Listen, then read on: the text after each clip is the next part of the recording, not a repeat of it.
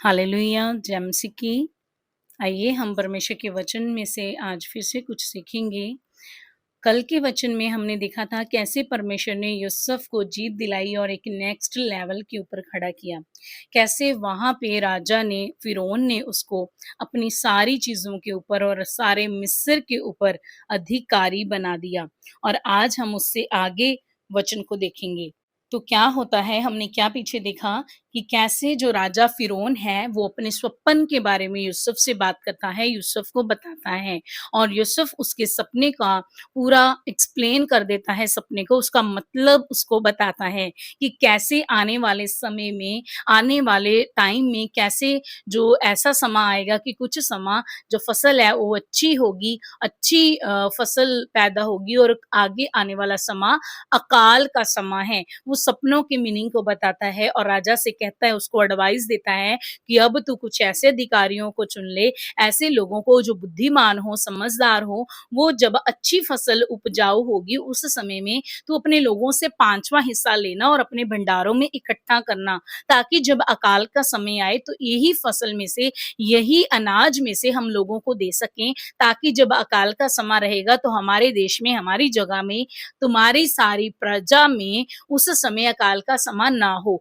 और हम अकाल के समय को अच्छी रीति से डील कर पाएँ, देख सकें। तो इस रीति से वो एडवाइस देता है। लेकिन राजा को, फ़िरौन को कोई भी ऐसा व्यक्ति नहीं मिलता जो इतना समझदार और इतना बुद्धिमान हो। तो उस समय राजा के मन में परमेश्वर डालता है, क्यों ना वो यूसुफ को ही, जो इतना समझदार है, इतना ज्ञानवान है, परमेश्वर ने उसको इतना ज्ञान दिया, इतनी समझ दी है, तो क्यों ना मैं इसी को अधिकारी ठहरा दूँ। तो वो उसको वो ओहदा, वो अधिकार देता है और कहता है कि ये सारा कुछ मैं तेरे हाथ में देता हूँ, ये सब कुछ तू अपनी मर्जी से करना और सब लोग तेरे आगे दंडवत करेंगे। उसको रथ पे बिठाता है और लोगों को कहा जाता है कि सब लोग उसको दंडवत करें। फिर उसकी शादी भी कर दी जाती है। इस रीति से उसको वो राज्य का अधिकार उसके हाथ में, यूसुफ के हाथ में आ जाता है। तो हम आगे देखेंगे कि अब क्या करता है यूसुफ।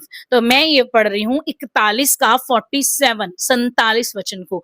तो क्या लिखा, सुकाल की 7 वर्षों में भूमि बहुतायत से अन्न उपजाती रही और यूसुफ उन 7 वर्षों में सब प्रकार की भोजन वस्तुएं जो मिस्र देश में होती थी जमा करके नगरों में रखता रहा और हर एक नगर के चारों ओर के खेतों की भोजन वस्तुओं को वह उसी नगर में इकट्ठा करता रहा।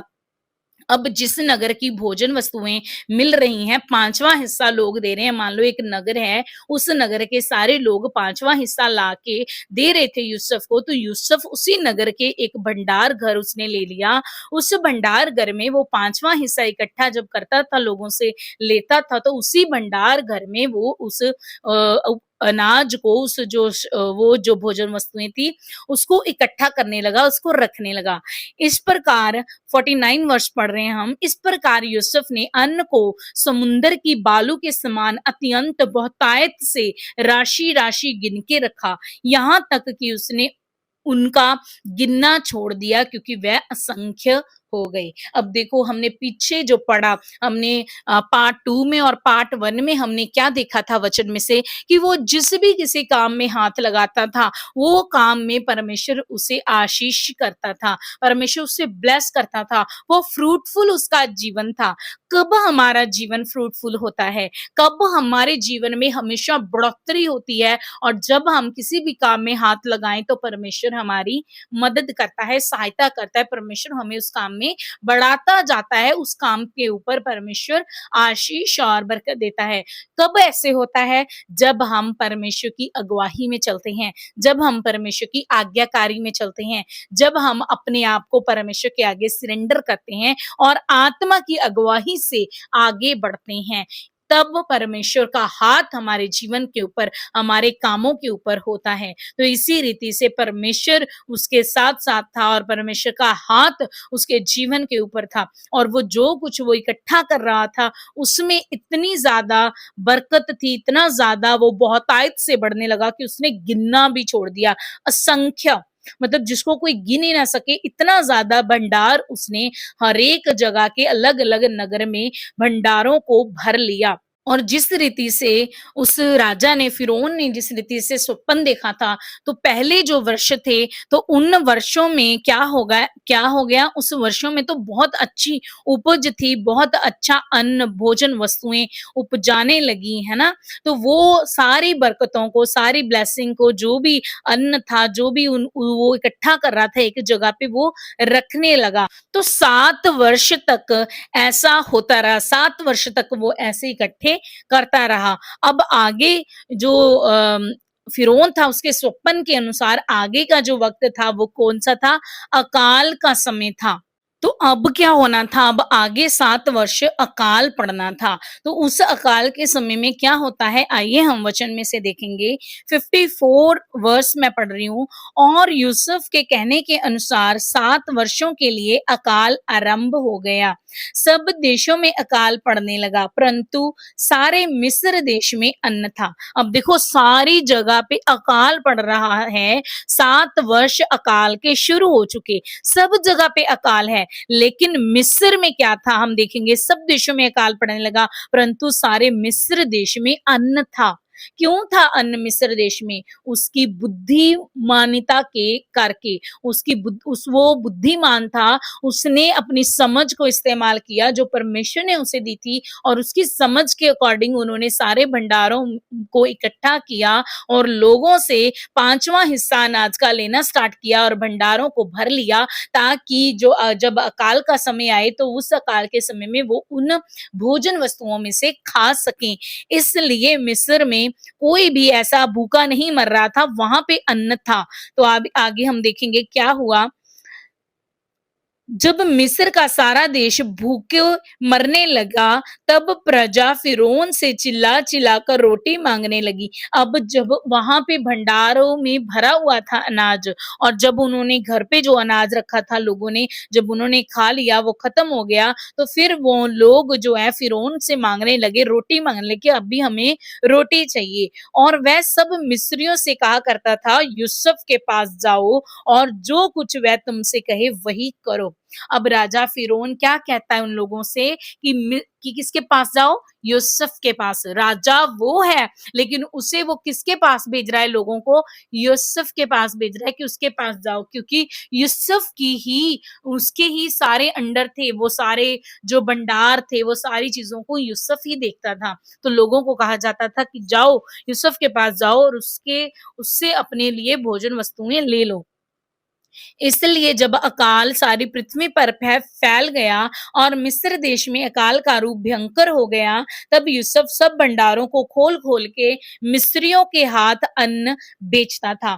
फिर जो अन्न उन्होंने इकट्ठा किया था, वो 7 वर्षों में जब बहुत ज़्यादा अनाज था, तो अब वो क्या करने लगा, मिस्रियों को बेचने लगा। धीरे-धीरे वो देने लगा उन लोगों को। इसलिए सारी पृथ्वी के लोग मिस्र में अन्न मोल लेने के लिए यूसुफ के पास आने लगे, क्योंकि सारी पृथ्वी पर भयंकर अकाल था। तो देखो किस रीति से परमेश्वर ने यूसुफ को बुद्धि दी, समझ दी, ज्ञान दिया। हम इस वचन से क्या सीखते हैं? हम इस वचन से ये सीखते हैं, जब भी हम परमेश्वर के आगे प्रार्थना करते हैं, तो हमें भी अपनी प्रार्थनाओं में परमेश्वर से माँगना चाहिए कि परमेश्वर हमें अपनी समझ दे, परमेश्वर हमें बुद्धि का आत्मा दे, समझ का आत्मा दे। जैसा आत्मा यूसुफ के जीवन में कार्य करता था, उसकी बुद्धिमानिता के कारण ही वो इस रीति से इन चीज़ों को अरेंज करने पाया। उसने सारी चीज़ों को अरेंज करा, और जब अकाल का समय आया, दूर-दूर से लोग आ रहे हैं, अलग-अलग जगह से, अलग-अलग देशों से लोग आ रहे हैं। उनको पता है कि भई सब कहीं पे अकाल पड़ गया, लेकिन मिस्र में अनाज है, तो वो आ रहे हैं। अब उनसे उनको अनाज बेचा जा रहा है। ऐसे तो और भी ज़्यादा वो जगह के लोग, वह मिस्र और भी ज़्यादा क्या बन गया, अमीर बन गया। यूसुफ के बाद पास बहुत सारी धन लोग लेके आने लगे, तो धीरे-धीरे वो चीज़ों को, अनाज को खरीदने लगे। अब उधर जो यूसुफ के भाई थे, यूसुफ का पिता याकूब था, वहाँ पे भी अनाज नहीं था, वहाँ पे भी अकाल था। तो उन लोगों ने सुना कि मिस्र में तो बहुत अन्न है।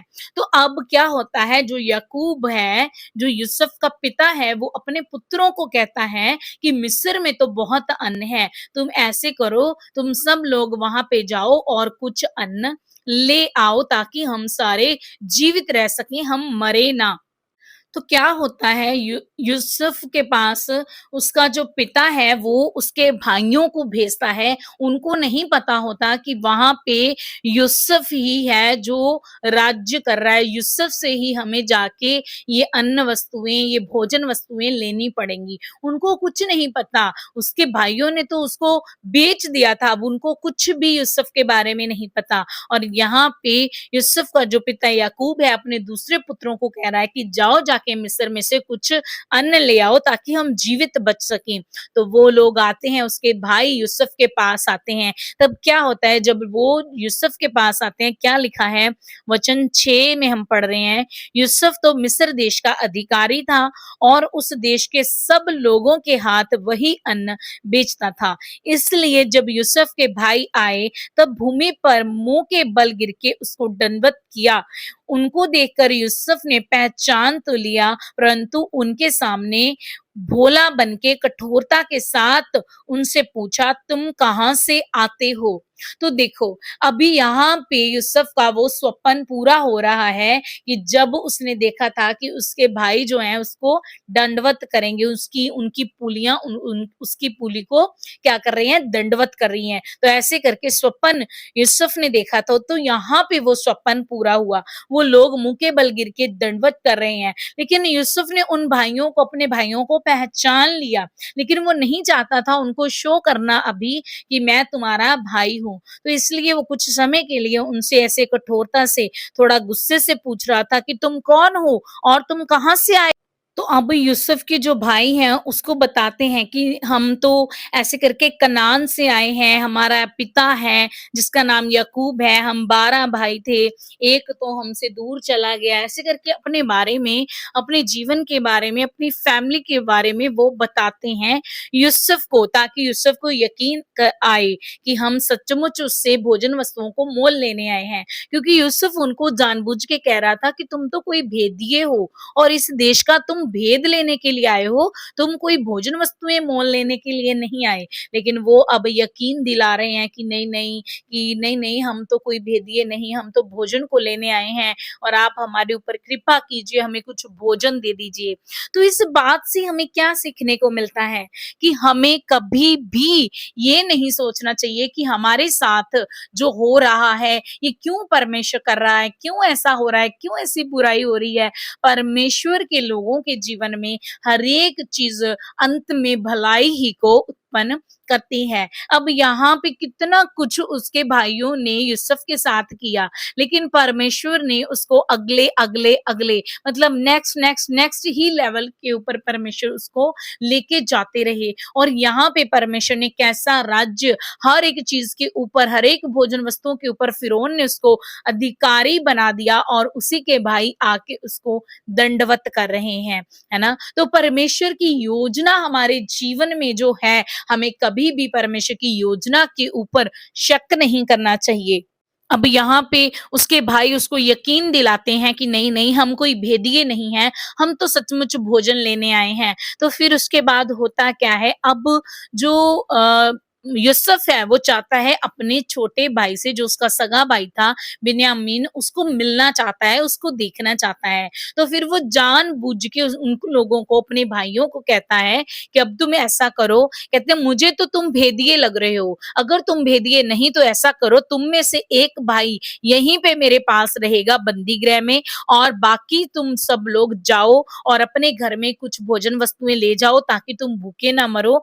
कुछ सामान मैं तुम्हें दे देता हूँ, तुम वो ले जाओ अपने घर वालों के लिए, उनकी भूख मिटाने के लिए। तो लेकिन तुम सब लोग अपने छोटे भाई को, जिसका नाम बिन्यामीन है, उसको अपने साथ में लेके आओ। जब तुम लोग उसको ले आओगे तभी तुम्हारी बातें सच्ची मैं समझूंगा, तभी तुम सच्चा ठहरोगी। तो ऐसे करके वो उनको कहता है।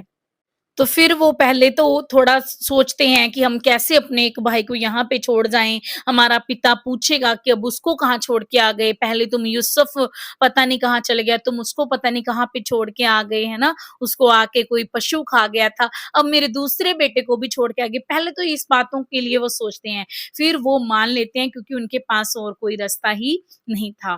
फिर क्या होता है आगे हम वचन में पढ़ेंगे, वचन मैं 25 वर्ष पढ़ रही हूँ, 42 की 25th वर्ष हम पढ़ रहे हैं। क्या होता है, तब यूसुफ ने आज्ञा दी कि उनके बोरे अन्न से भरो और एक-एक जन के बोरे में उनके रुपए को भी रख दो।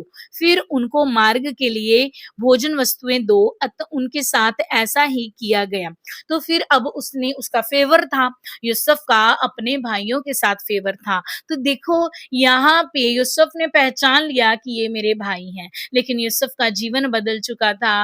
यूसुफ को एक राज्य, एक अधिकार मिल चुका था। अब उसका रहन-सहन, उसका जीवन, उसके पहरावा, उसके कपड़े और उसके भाइयों ने उसको नहीं पहचाना, लेकिन यूसुफ ने अपने भाइयों को पहचान लिया और यहाँ पे वो अपने छोटे भाई को मिलना चाहता है, जिसका नाम बिन्यामीन है, उसको देखना चाहता है। अब उनको भेजता है कि तुम जाओ और जाके उसको साथ में लेके आओ। तो एक भाई को वहीं पे रख लेता ताकि वो वापस लौट के आएँ, अपने भाई को छुड़ाने के लिए, लेके जाने के लिए। और भोजन वस्तुएँ देखो उसका फ़ेवर, उसने इतना कुछ होने के बाद भी कोई ऐसा कुछ नहीं कि उन रोष जताया हो या उनके लिए वैर अपने मन में रखा हो कि अच्छा इन लोगों ने तो मेरे को खड्डे में डाल दिया था, इन लोगों ने तो मुझे बेच दिया था।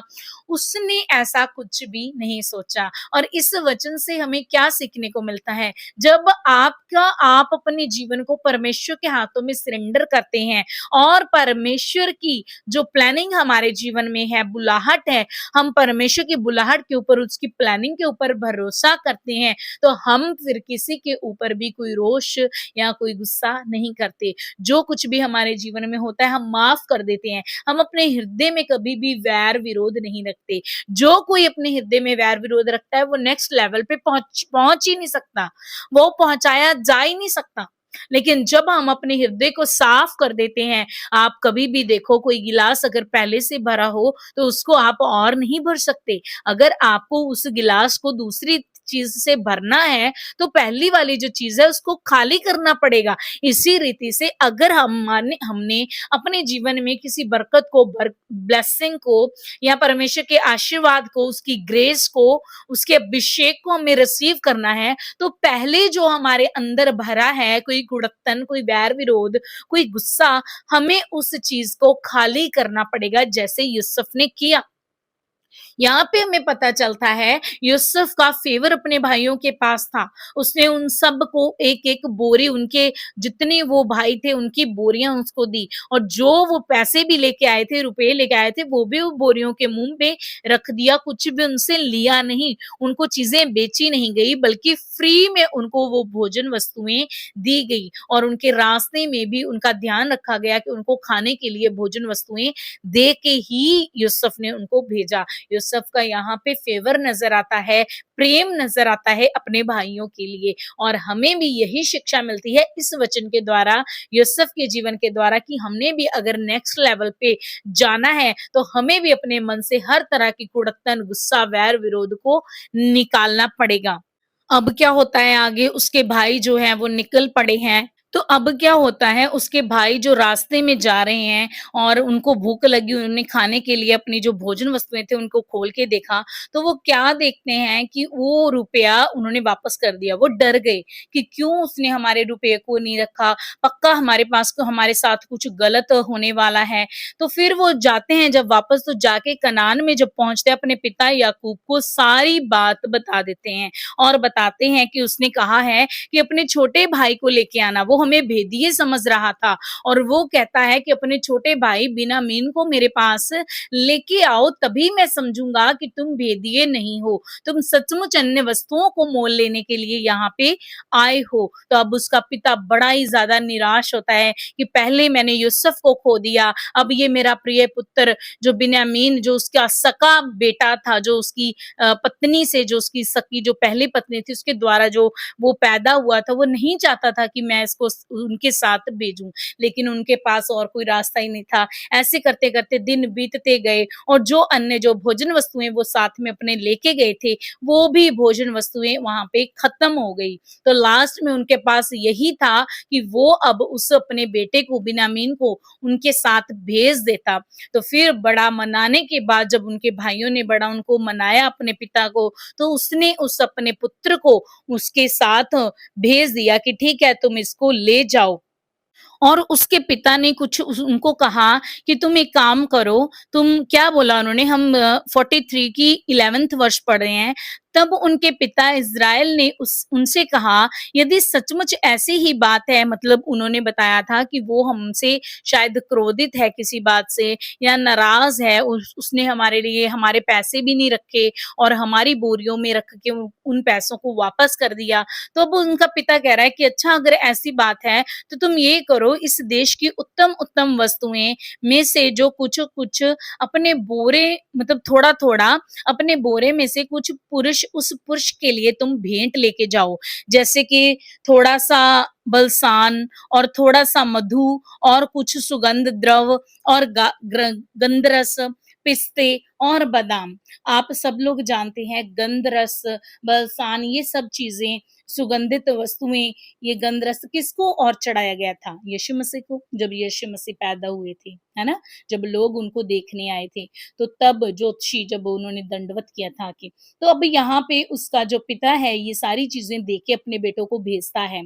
फिर अपने साथ दूना रुपया ले जाओ, कहते भी और ज़्यादा पैसे लेके जाओ, पहले तो पैसे उन्होंने लौटा दिए थे और जो रुपया तुम्हारे बोरों के मुँह पर रखकर लौटा दिया गया था, उसको भी लेते जाओ, कदाचित वह भूल से हुआ हो। कहता हो सकता है गलती से उसने वो पैसे भेज दिए हों। तो ऐसे करके उसने अपने बेटे को, सबसे छोटे बेटे को, बिन्यामीन को भेजा। अब वहाँ पे वो चले जाते हैं, पहुँच जाते हैं, तो जब यूसुफ देखता है अब क्या होता है, हम 16 वर्ष पढ़ेंगे। उनके साथ बिन्यामीन को देखकर यूसुफ ने अपने घर के अधिकारी से कहा, उन मनुष्यों को घर में पहुँचा दो और पशु मार के भोजन तैयार करो, क्योंकि वह लोग दोपहर को मेरे संग भोजन करेंगे। अब जब उसने देखा कि मेरा छोटा भाई आ गया, अंदर से वो बहुत खुश था, प्रसन्न था, लेकिन वो अपनी खुशी या फिर अपना कुछ भी उन लोगों के सामने ज़ाहिर नहीं करना चाहता था। तो उसने अपने अधिकारियों को कहा कि तुम ऐसा करो कि अच्छा-सा खाना बनाओ उन सबके लिए और अच्छा खाना बनाकर भी ये सब लोग मेरे साथ ही आज खाना खाएँगे। तो फिर क्या होता है, 23rd वर्ष में हम पढ़ते हैं, उसने कहा तुम्हारा कुशल हो, मत डरो। अब वो डर रहे थे कि हमें ये क्यों इतना स्पेशल ट्रीटमेंट मिल रहा है, क्यों हमारे साथ ऐसी चीज़ें हो रही हैं। तो अब क्या हुआ, उन्होंने कहा, यूसुफ अपने भाइयों को कहता है तुम्हारा कुशल हो, मत डरो। तुम्हारा परमेश्वर जो तुम्हारे बोरे में धन दिया है, क्या लिखा? तुम्हारे पिता का भी परमेश्वर है। जो तुम्हारे पिता का भी परमेश्वर है, उसी ने तुमको तुम्हारे बोरों में धन दिया होगा, तुम्हारा रुपया तो मुझको मिल गया था। अब वो उस बात को कर रहा है कि जो तुम्हारा पिता का परमेश्वर है, उसी ने तुम्हें वापस वो पैसे भेज दिए होंगे, तुम्हारे पैसे तो मुझे मिल गए थे, है ना? तो वो अभी उनको थोड़ा-सा नॉर्मल कर रहा है। तो देखिए इस वचनों से हमें क्या सीखने को मिलता है, इतना कुछ उसके भाइयों ने उस यूसुफ के साथ किया, लेकिन जब वो कोई अधिकारी बन गया, जब उसका कोई लेवल हो गया, तो वह उसने किसी बात का घमंड नहीं किया। वो यहाँ पे भी बड़ी दीनता, नम्रता के साथ, बड़े प्रेम के साथ अपने भाइयों के साथ पेश आ रहा है, उनके लिए अच्छा करने की कोशिश कर रहा है। तो ऐसे करके उसने फिर क्या किया, जो भाई को वहाँ पे उसने रख लिया था, शिमोन उसका नाम था, उसको भी निकलवा कर उनके संग कर दिया। तब उ उस जन ने उन मनुष्यों को यूसुफ के घर में ले जाकर जल दिया, तब उन्होंने अपने पाँव को धोया और फिर उसने उनके गधों के लिए भी चारा दिया, मतलब हर एक चीज़ का उनका ध्यान रखा गया। तो फिर जब वो भोजन करने लगे, तो वो उसके भाइयों ने जो वो लेके आए थे, भेंट लेके आए थे, जो उसके पिता ने भेजी थी, तो वो लाके अब यूसुफ को देते हैं, उसको दंडवत करते हैं, भेंट को अपने हाथ में ही वो लेके रखते हैं। तो यूसुफ ने वो सारी चीज़ें देखी और फिर उसने उनके पिता का हाल पूछा। यूसुफ उनको नहीं अभी भी शो कर रहा था कि मैं तुम्हारा भाई हूँ और जो तुम्हारा पिता है, वो मेरा भी पिता है। अब वो अपने पिता के बारे में पूछ रहा है, क्या तुम्हारा वह बूढ़ा पिता जिसकी तुमने चर्चा की थी कुशल से है? क्या वह अब तक जीवित है? ऐसे करके। तो फिर उन्होंने कहा, हाँ, हमारा पिता कुशल से है और अब तक जीवित है, और उन्होंने सिर झुका के फिर से उनको दंडवत किया, है ना? ऐसे करके फिर वो आँखें उठा के बिना मीन को देखता है, उसको मिलता है, तो उसके मन में बहुत ही ज़्यादा जैसे विलाप सा आ जाता है, बहुत ही ज़्यादा उसको जैसे होता है ना कि हम खुशी के आँसू किस अपने भाइयों से मिलने के बाद, लेकिन वो उनके सामने रो नहीं सकता था, तो वो अंदर अपनी कोठरी में जाता है और वहाँ पे रोता है। फिर अपने मुँह को धो के, रो के, शांत होके फिर वो आता है और उनको आके कहता है अपने कर्मचारियों को कि इनको तुम क्या करो, भोजन परोसो। फिर उनको भोजन परोसा जाता है। तो कुछ समय वहाँ पे रहने के बाद जो भी भोजन वस्तुएँ वो लेने आए थे, वो भोजन वस्तुओं के बोरे पैक कर दिए गए, और यूसुफ के कहने से एक चांदी का कटोरा जो यूसुफ का था, उसके एक छोटे भाई के बोरे में रख दिया गया। उसने जानबूझ के ऐसा करवाया, और फिर उनको विदा कर दिया गया, भेज दिया गया। फिर उसने अपने सैनिकों को भेजा कि जाके, अधिकारियों को भेजा कि जाके देखो, और वो रास्ते में जा रहे होंगे, फिर से उनको पकड़ो और चेक करना, मेरा चांदी का कटोरा जिस किसी के भी पास होगा तो तुम उन्हें वापस लेके आना। फिर वो चेक करने लगे, जब उन्होंने देखा, वचन 12 हम पढ़ रहे हैं, 44 का 12, तब वह ढूँढने लगे। कर्मचारियों ने कहा कि तुम कोई कटोरा चोरी करके लेके आए हो। वो कहने लगे कि नहीं, हम क्यों ऐसा करेंगे, हमने ऐसा नहीं किया। जब वो देखने लगे क्या हमारे बोरों में क्या कहीं चांदी का कटोरा है, तब वह ढूँढने लगे, और बड़े के बोरे से लेकर छोटे के बोरों तक खोज की, और कटोरा बिन्यामीन के बोरे में से मिला। तो फिर उनको मिला, फिर उन्होंने अपने वस्त्र फाड़े, मतलब कि उनको बड़ा मतलब गुस्सा आया, उनको समझ में नहीं आ रहा था कि ये हमारे साथ क्या हो रहा है। उनको याद आ रही थी चीज़ें कि ये परमेश्वर हमसे उसी खून का बदला ले रहा है जो उसने अपने भाइयों के बारे में उन्होंने सोचा कि हमने उसके साथ अच्छा नहीं किया था। शायद उसी का बदला आज परमेश्वर हमारे साथ ले रहा। बड़े वो दुखित हो गए, उनके मन बड़े दुखी हो गए। तो फिर उनको जब पकड़ के लाया गया, तो यूसुफ के सामने लाया गया, वो खड़े थे यूसुफ के सामने, और वो रो के कहने लगे कि हमने तो ऐसा कुछ भी नहीं किया। बड़ा वो रोने लगे, और फिर से वो यूसुफ को सारी स्टोरी बताने लगे कि ऐसे-ऐसे करके हमारा पिता याकूब हमारा इंतज़ार कर रहा होगा, पहले भी हमसे ऐसा हुआ था। हमारा एक भाई था, वो जो हमारा पिता है, वो हमें उसको बहुत ज़्यादा प्यार करता था। अब वो हमारे पास नहीं रहा, और अब वो बिन्यामीन को भी नहीं भेज रहा था। ऐसे करके उन्होंने सारी बात यूसुफ को बता दी कि ऐसे वो बड़ा बूढ़ा है, अगर हम इस भाई को लेके समय पे ना पहुँचे घर पे, अपने देश में, अपनी जगह पे, तो हमारा जो पिता है वो अंधलोक में उतर जाएगा, उसकी मृत्यु हो जाएगी, वो रोएगा बहुत ज़्यादा परेशान।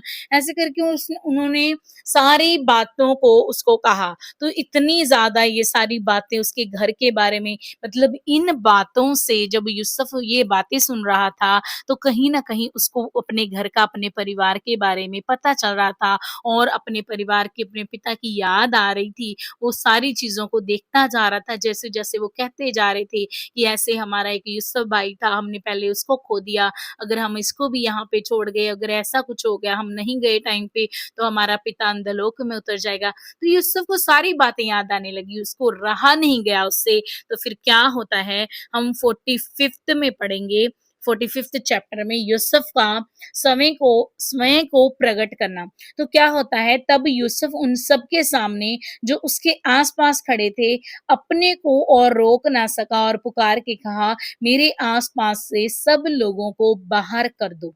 तो उसने अपने सारे कर्मचारियों को, सब लोगों को बाहर भेज दिया, और फिर वो चिल्ला-चिल्ला के रोने लगा अपने भाइयों के सामने, और मिस्रियों ने भी सुना, वहाँ के लोगों ने सुना कि यूसुफ अंदर रो रहा है, और फिरौन के घर के लोगों को भी इसका समाचार मिल गया। तो उसने अपने भाइयों को बता दिया कि मैं ही तुम्हारा भाई हूँ। तब यूसुफ ने अपने भाइयों से कहने लगा, मैं यूसुफ हूँ, क्या मेरा पिता अब तक जीवित है? अब वो पूरे हृदय से उनसे बातें करने लगा कि मैं ही हूँ यूसुफ, मैं ही हूँ तुम्हारा भाई, क्या मेरा पिता अब तक जीवित है? इसका उत्तर उसके भाई ना दे सके, क्योंकि वह उसके सामने घबरा गए थे। फिर यूसुफ ने अपने भाइयों से कहा, मेरे निकट आओ। ये सुनकर वह निकट आए, फिर उसने कहा, मैं तुम्हारा भाई यूसुफ हूँ, जिसको तुमने मिस्र आने वालों के हाथ बेच डाला था।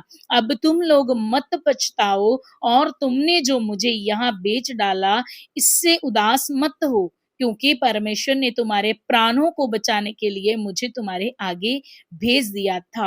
हालेलुया। देखिए यहाँ पे भी यूसुफ उनको गुस्सा नहीं कर रहा, क्रोधित नहीं हो रहा, और उसके मन में किसी के लिए भी कोई मनमुटाव नहीं, कोई गुस्सा नहीं। वो बल्कि उनको शांति देने के लिए ये कहता है कि तुम इस बात से पछताओ नहीं, अपने मन में दुखी ना हो कि तुम लोगों ने मुझे यहाँ पे बेच दिया था, बल्कि ये सारा कुछ इसीलिए हुआ क्योंकि मेरे परमेश्वर ने, उसको अपने परमेश्वर के ऊपर कितना बड़ा भरोसा है, और वो कहता है कि मेरे परमेश्वर ने तुम लोगों के आगे मुझे यहाँ पे भेजा ताकि तुम सब लोग बचाए जाओ, है ना? कि आज मेरे को ये राज्य मिल गया, ये अधिकार मिल गया, अगर तुम लोग मुझे ना बेचते तो शायद मैं इस जगह पे ना होता। तो इस रीति से वो यहाँ पे परमेश्वर की बड़ाई कर रहा है और अपने भाइयों को शांति दे रहा है।